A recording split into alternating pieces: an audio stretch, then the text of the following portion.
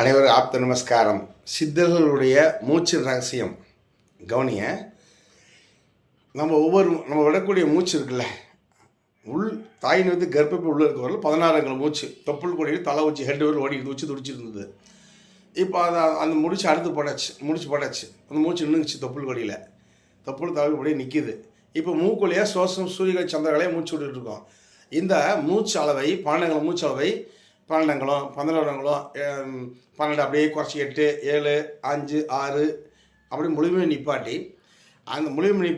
அந்த 16 மூச்சாக மாற்றி உள் சுவாசத்திலேயே ஓட்டி இருந்தால் அமிர்தம் என்ற சுரபி சுரந்து தேகம் அழுகாமல் இருக்கும் என்று சித்தர்கள் ஞானிகள் பாட்டில் குறிப்பிட்டிருக்கிறார்கள்.